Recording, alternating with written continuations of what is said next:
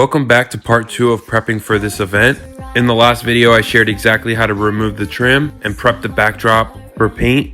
And jumping right into it, since the new color of paint is going to be a slight variance of pink, the first step was to tape off the white trim. And I wanted to work on the exterior sections of the board. And I like to use 1-inch painter's tape. And though this does take some time, it is my preferred method. The only other option is to have removable trim. But with this backdrop specifically, I didn't intend to remove the trim at all. So once you're finished taping everything off, I then begin to paint the outer sections. And if you are curious, my preferred method of painting is going to be using a 4-inch roller. And I love this because I have the maximum control. I'm able to get into smaller sections. It also allows me to apply even pressure when painting, and it maximizes the paint.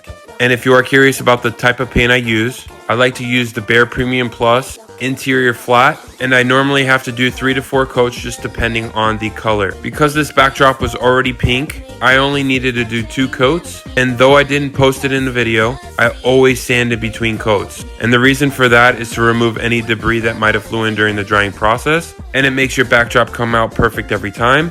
Also, don't forget to get the edges. Once I was finished doing multiple coats on the exterior sections and I allowed it to dry for about an hour, I went ahead and removed the painter's tape, and I used that same tape for the inner section. So essentially you would repeat the process and just tape off the inner sections of the trim so that you're able to work on the inner sections on the board. Once you've completed applying the painter's tape to the inner sections, I then moved on to the painting on the inside. And again, I only had to do 2 coats in total. I would highly recommend just take your time so that you don't paint the trim. And once you've completed the 2 coats, I allowed the backdrop to dry for about 30 more minutes. And once that was finished, I then went ahead and removed the painter's tape, and the backdrop is ready for the event. So make sure to put all your questions in the comments, and like always, thanks for watching.